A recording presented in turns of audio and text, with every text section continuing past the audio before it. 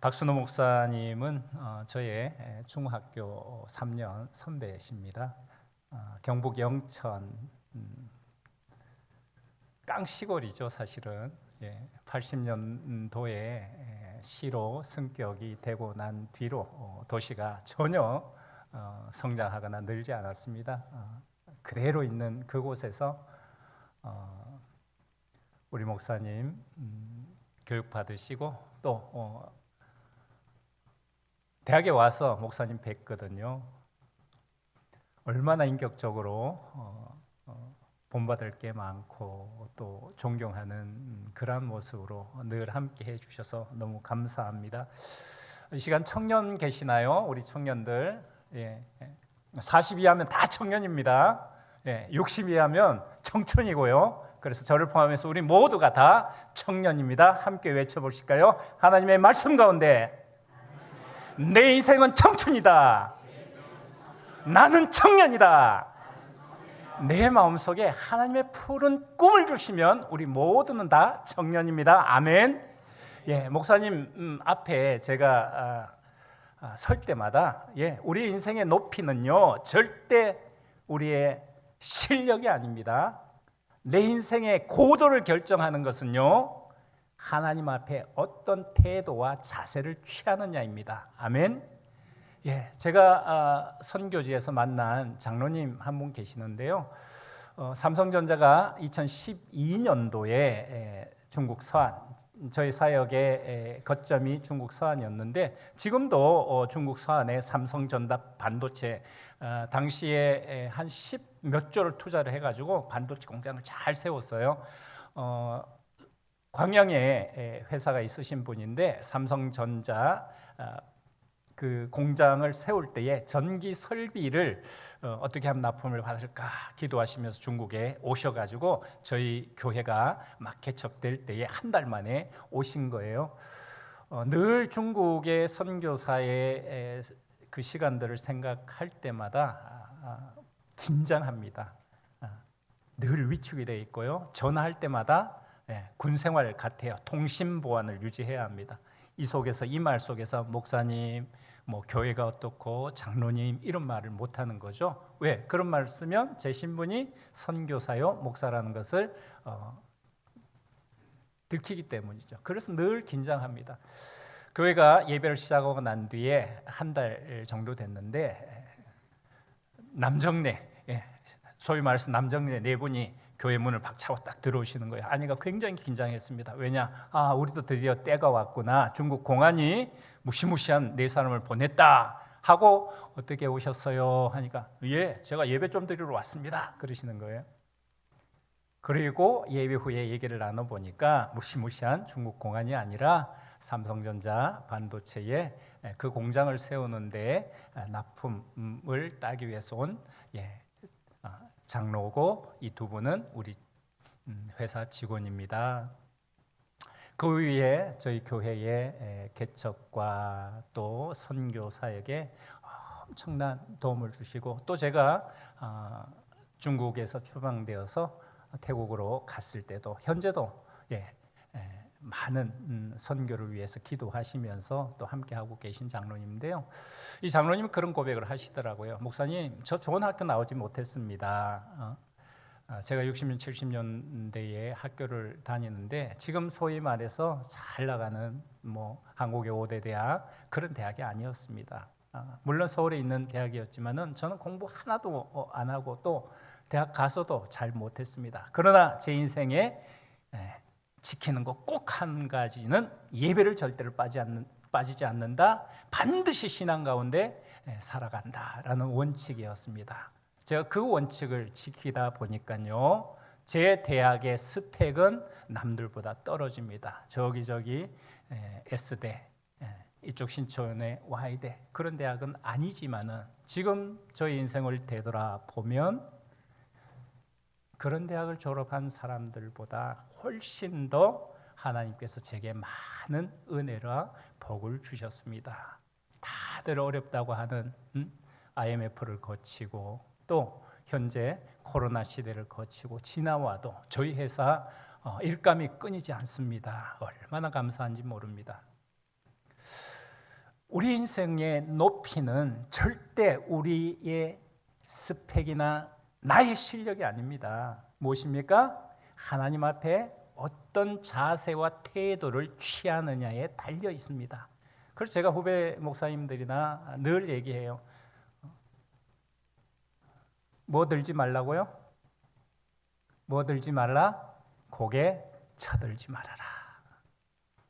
아무리 좋은 교회에서 주목받는 교회에서 부목사를 하든 그것이 너 인생을 결정하는 것이 아니다. 하나님 앞에서 얼마나 겸손하고 얼마나 신실하고 얼마나 성실하냐, 그것이 우리 인생을 결정한다. 아멘. 목사님 뵐 때마다 그런 거 많이 느낍니다. 얼마나 겸손하시고 후배잖아요. 예. 한 번도 말씀 놓은 적이 없고요. 예, 정 목사님 잘 계시죠? 목사님 뵐 때마다 늘 감사하고 또 묵묵히 이 목회의 자리 지켜주시는 거에 얼마나 감사하고 그런지 모르겠습니다. 하나님의 은혜는 우리의 자세와 태도에 달려져 있습니다. 다들 힘들다 할 때 우리가 쉽게 내뱉는 말이 뭡니까? 아이고 죽겠다.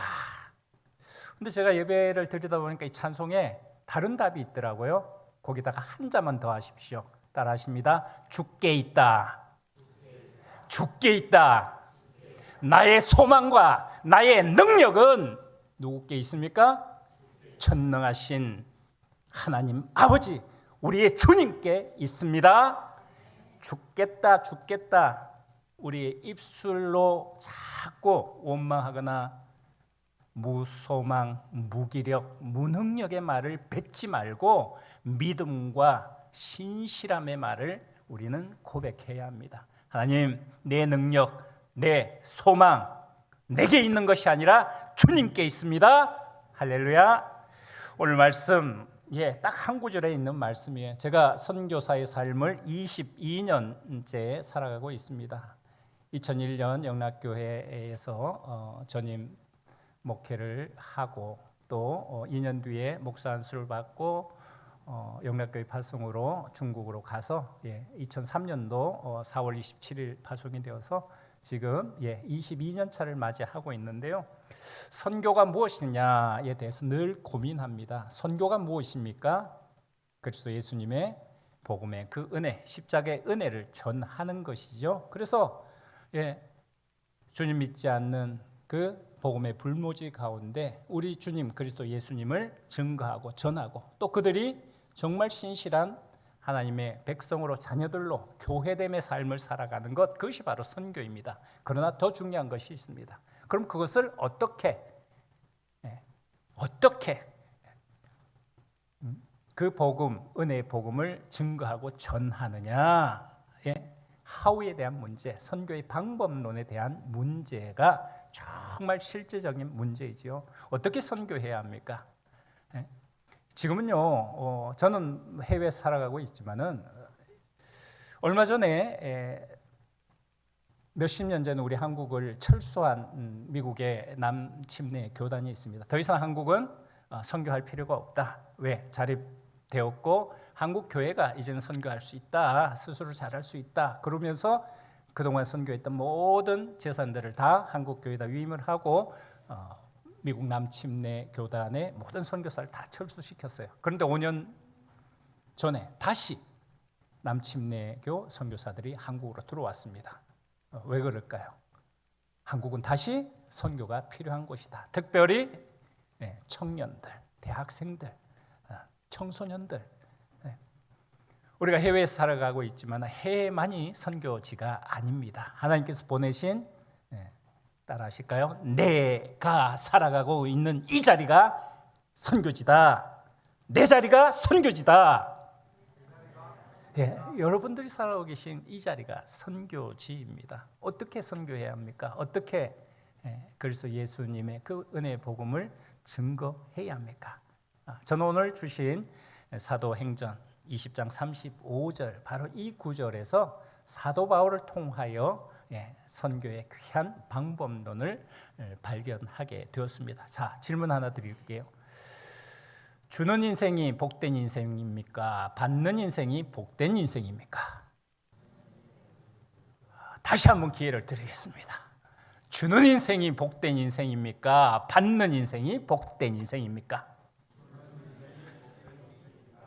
땡. 목사님 무슨 소리 하시는 거예요? 자, 조금 한번 살펴보시자는 거죠. 범사에 여러분에게 모본을 보여준 바와 같이 수고에 약한 사람들을 돕고 또 주 예수께서 친히 말씀하신 바 주는 것이 받는 것보다 복이 있다.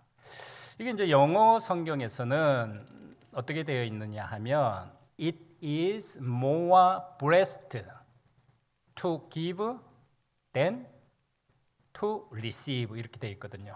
자, to receive 받는 것보다 to give가 more blessed 더 복이 있다. 자, 더를 집어 넣으시면 주는 인생도 복이 있고 받는 인생도 복이 있습니다. 그런데 어떤 인생이 더 복이 있다고요? 주는 인생이 더 복이 있다는 거예요. 저와 여러분 우리 모두는 복된 인생을 사실은 살아가고 있습니다. 왜 그렇습니까? 하나님의 은혜로 저희 모두는 복을 받은 인생이기 때문입니다. 부모님으로부터 은혜를 받았기 때문에 우리가 우리의 어린 유아 시절을 거쳐서 청년기를 거쳐서 지금 우리 인생을 살아가고 있는 것입니다. 그것뿐입니까? 많은 주변의 사람들로 교회로부터 복을 받은 인생입니다. 아멘.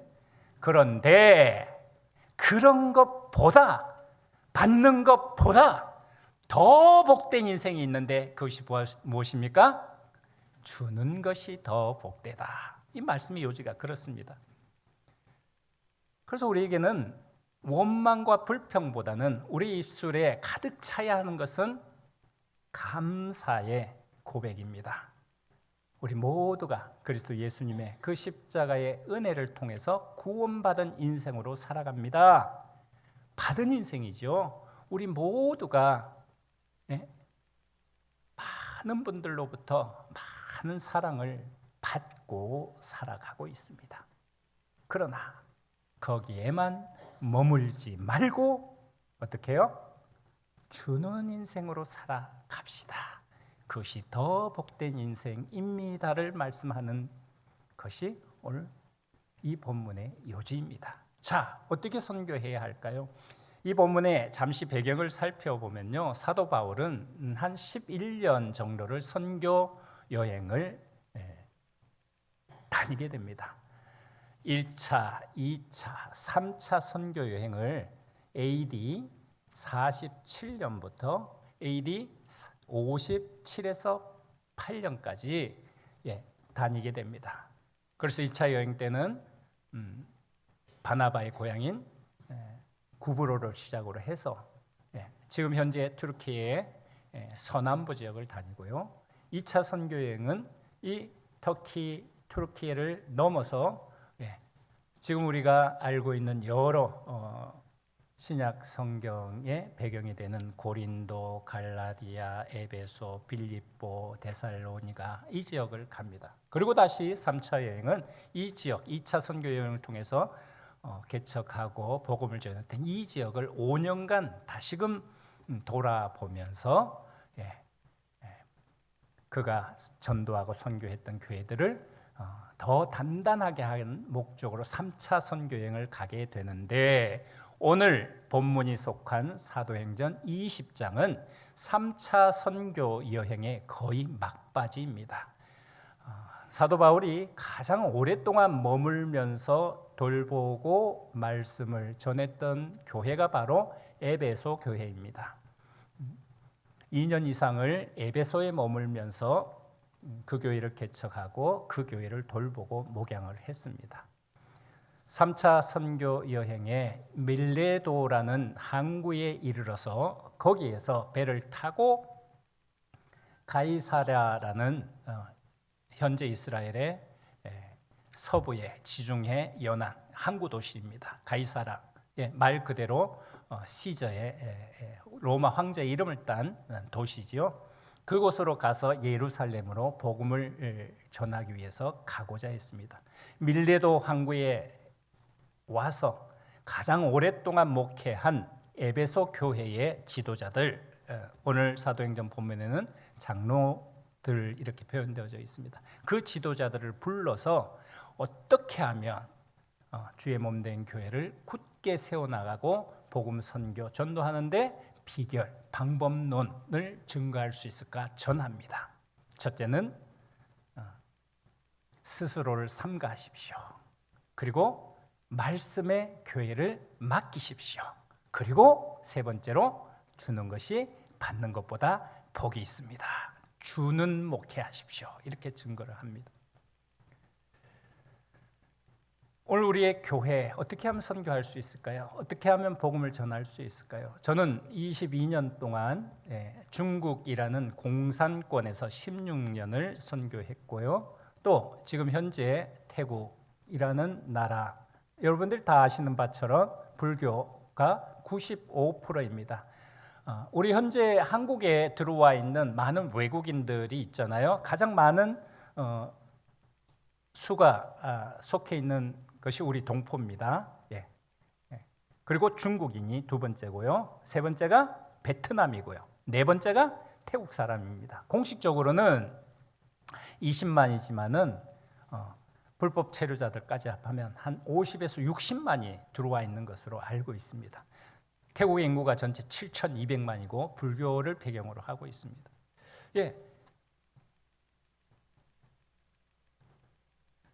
불교 국가다 보니까 저도 시골에서 자란 그 경험들을 생각해 보면 옛날에 저희 시골에도 아침이 되면 탁발승들이 다녔습니다. 그래서 집으로 들어와서 똑똑똑똑 뚫으죠. 그럼 아버지 늘 하신 말씀이 있습니다. 저희는 예수 믿습니다. 그러면 다른 말 안 하고 가요. 태국은 6시만 되면 탁발승들이 2명씩 짝을 이루어서 마을을 다니면서 탁발을 합니다. 교회 전도사님들도요, 교회 사역자들도요, 목회자들도 다 그런 배경 속에서 살다 보니까 태국이라는 나라가 태어나면 절에 가서 승려들의 축복을 받고요.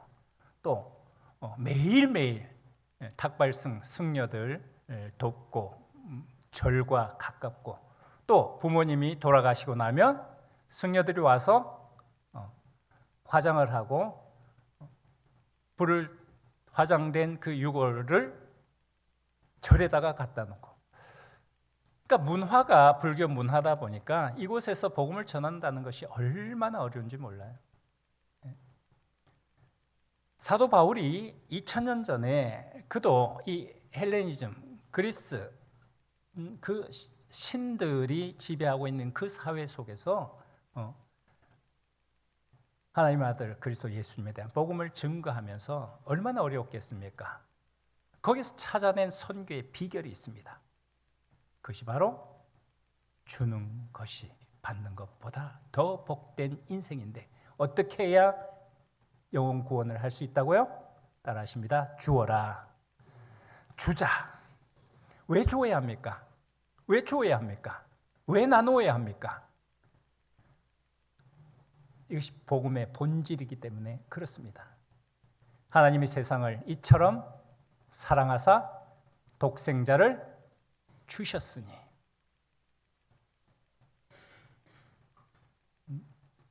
성부 하나님께서 이 세상을 이처럼 사랑하셔서 독생자 아들 예수 그리스도 예수님을 주셨기 때문에 멸망치 않고 다 구원에 이를 수 있기 때문입니다.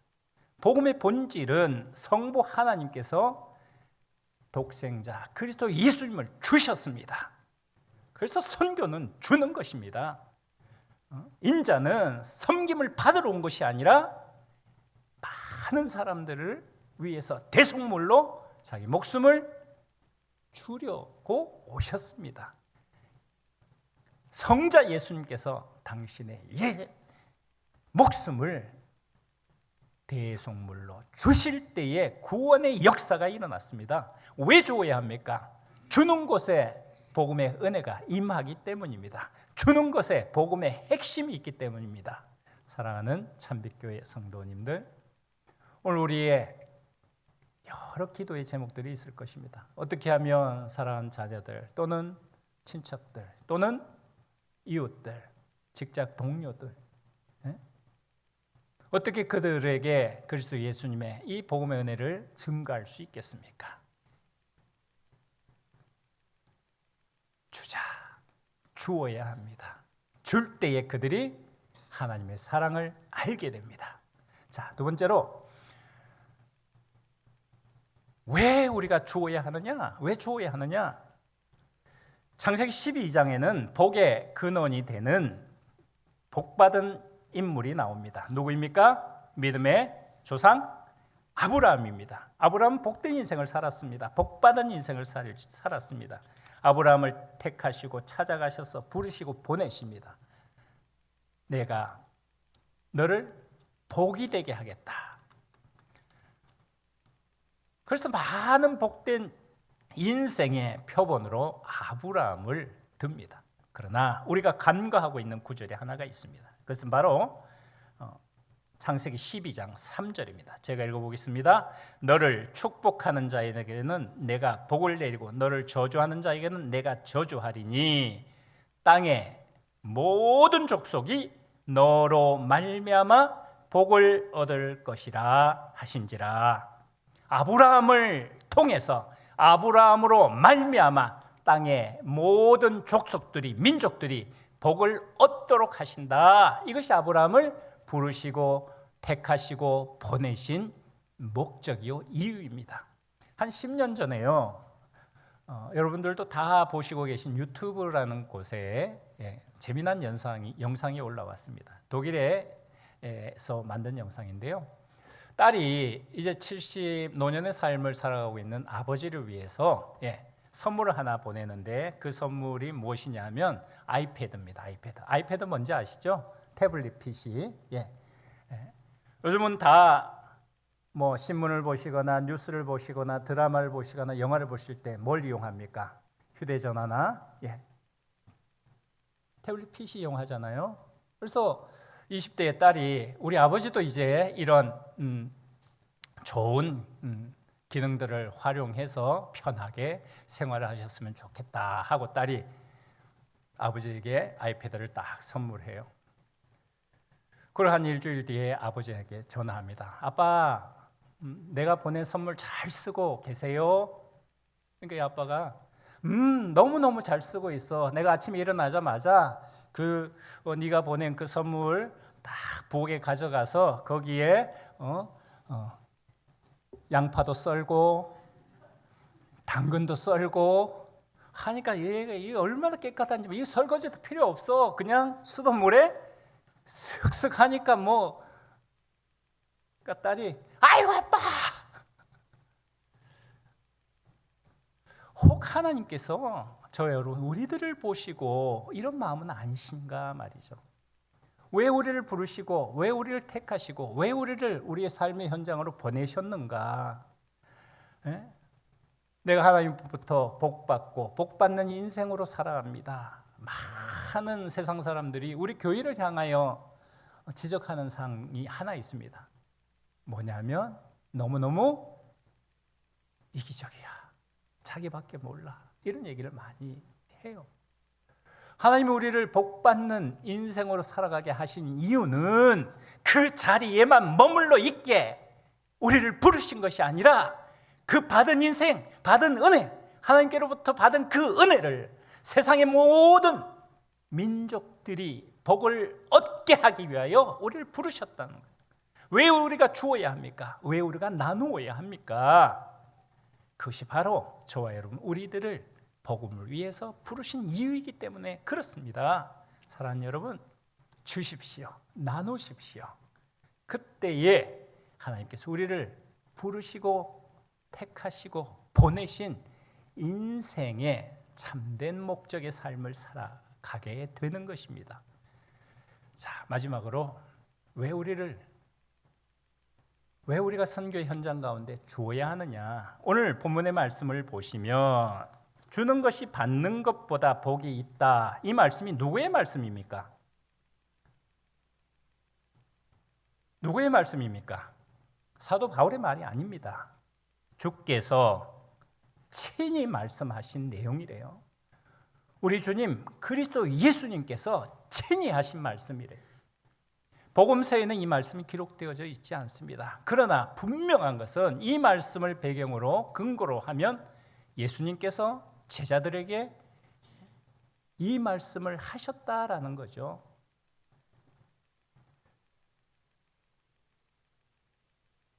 세상의 가치가 이깁니까? 하나님 나라의 가치가 이깁니까?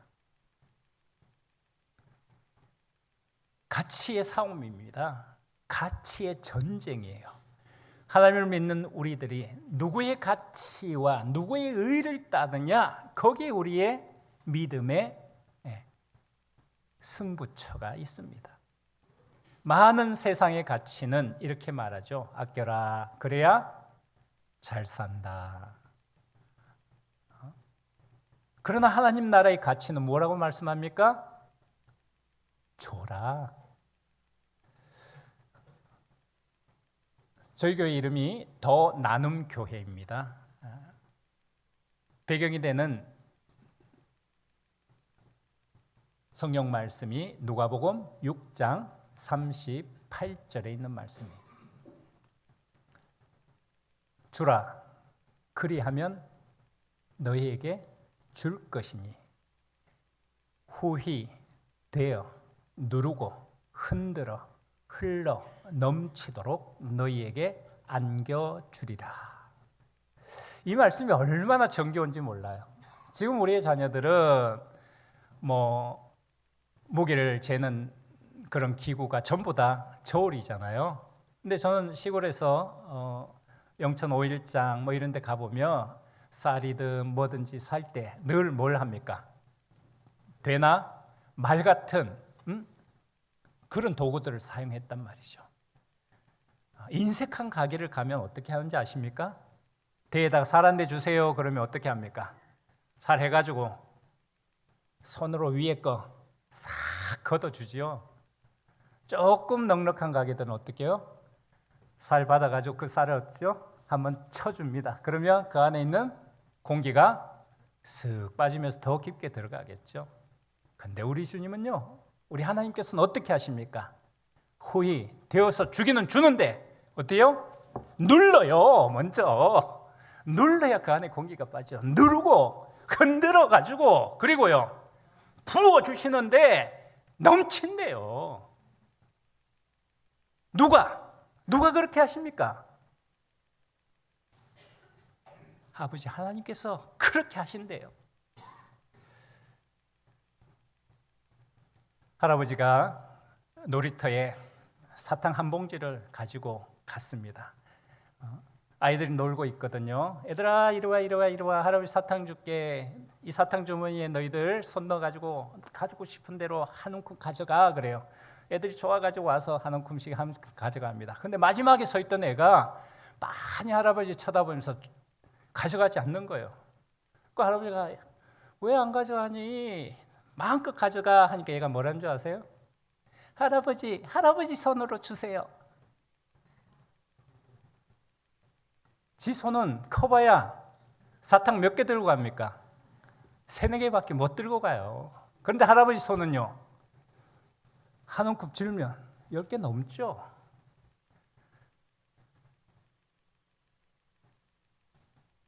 우리의 머릿속에 계산한 아무리 똑똑한 그 계산도 하나님의 그 티끌만한 은혜를 넘어설 수가 없습니다.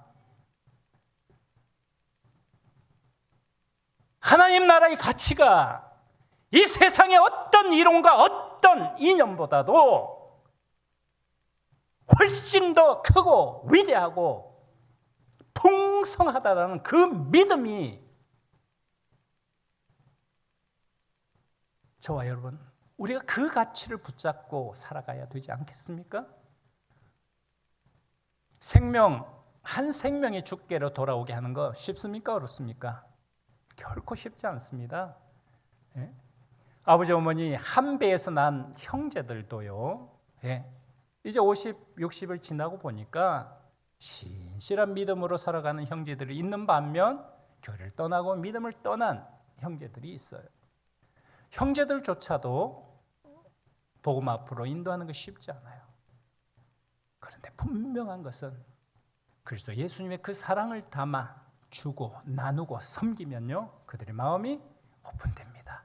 공산권에 있는 사람들, 교회가 부흥하고, 이슬람권에 있는 사람들 주님께로 돌아오고, 불교권에 있는 사람들, 힌두교권에 있는 사람들, 그들을 선교할 수 있는 유일한 방법은요, 그리스도 예수님의 그 사랑을 담아 주는 겁니다. 이스라엘에는 두 바다가 있습니다. 북쪽에는 사복음서의 배경이 되는 갈릴리 바다가 있고요, 남쪽에는요, 여러분들이 다 아시다시피 죽음의 바다라는 이름을 갖고 있는 사해 바다가 있습니다. 왜 사해 바다입니까? 왜 죽음의 바다입니까? 네? 요단강이 갈릴리 바다에서 사해 바다까지 흘러가요. 이 갈릴리 바다는 북쪽의 헐몬산의 눈 녹은 물들이 흘러내립니다. 그리고 남쪽의 요단강을 통해서 흘러들어온 그 물이 다시금 내려가지요. 그래서 갈릴리 강 바다 주변은 생명들로 넘쳐납니다. 물고기들이 수백 종류가 살고요. 그러나 요단강을 통해서 흘러들어온 그 물이 사해 바다에 들어와서는 더 이상 갈 곳이 없어요. 사해 바다가 지리적으로 우리 지구상의 가장 낮은 곳입니다. 해발 399m예요. 그래서 더 이상 흘러갈 곳이 없어요. 주지 않습니다. 나누지 않습니다. 그러니까 그 바다는 저와 여러분들이 아는 것처럼 죽음 바다가 되는 것이죠. 오늘 우리 한국교회, 저를 포함한 우리들의 명확한 살 길, 교회가 부흥하고 생명이 넘쳐나는 이 선교의 방법을 우리 주님은 분명하게 말씀하고 있습니다. 받는 것보다 주는 것이 더 복되다. 사랑하는 여러분, 왜 주어야 합니까? 하나님께서, 그리스도 예수님께서 우리를 위하여 주셨기 때문입니다. 우리 인생은 나 혼자 잘 먹고 잘 살기 위해서 우리에게 복을 주신 것이 아니라 우리를 통해서 세상의 모든 민족이 복을 받게 하시기 위해서 우리를 부르셨습니다. 그리고 한번 줘 보십시오. 세상 우리를 몰라도 누가 아십니까? 우리의 소망 되시고 우리의 능력 되신 영원하신 하나님께서, 우리 주님께서 아십니다. 세상이 아무리 세상의 것을 우리에게 준다고 할지라도 온 우주 만물을 창조하신, 온 우주 만물의 주인 되신 하나님께서 주시는 그것에 비할 바가 되지 못합니다. 주는 것이 받는 것보다 더 복된 인생으로 저와 여러분, 우리를 통하여 하나님의 나라가 이 땅 위에 가득하는 그러한 복의 통로의 삶을 살아가시는 참빛교회 모든 주님의 성도님 되어주시기를 축원합니다. 선교 보고 드리도록 하겠습니다. 기도해 주신 덕분에 중국에서 16년의 사역을 내려놓고 2019년 1월 6일, 2018년 12월 20일 추방이 되어서 2019년 1월 6일 태국으로 갔습니다. 이제 6년 차를 맞이하고 있는데요. 그간의 3년간의 코로나 시기를 지나면서도 참 많은 은혜를 부어주셨어요. 그래서 교회도 세우게 되고요, 또 교회도 개척하게 되고요, 또 태국 교회도 돕게 되었습니다.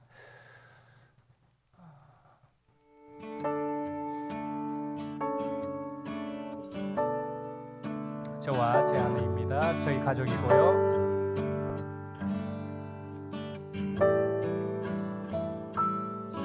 참 아름다운 곳이라 주님의 세계는 정말로 내가 나갔고 솔직할 수 수 있는 곳 조금이라도 내의라 말할 수 없는 이곳은 바로 주님의 세계라.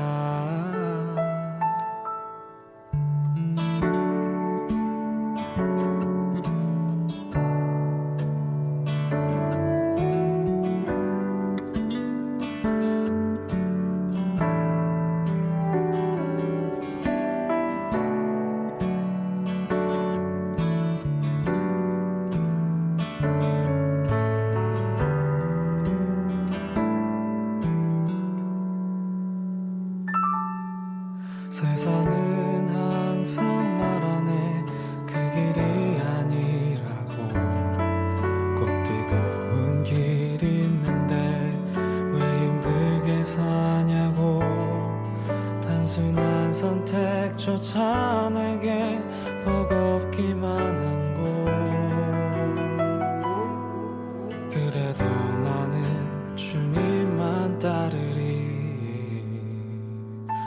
참 아름다워라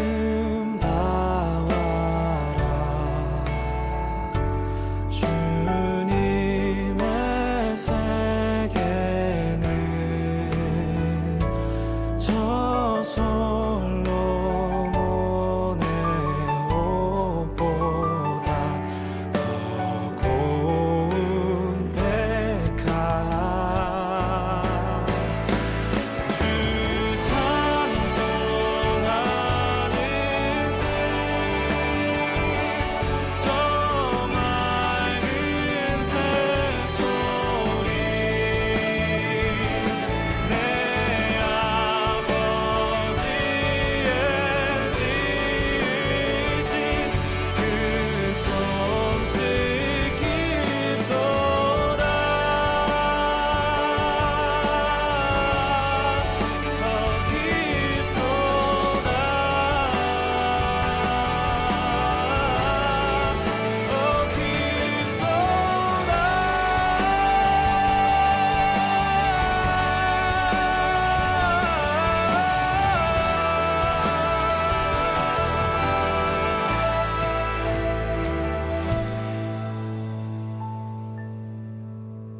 나는 계속 걸어갑니다.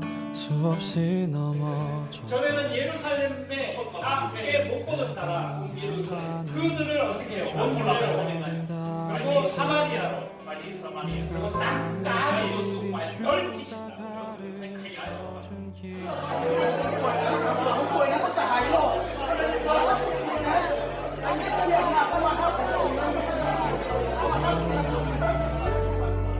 이곳은 바로 주님의 세계라.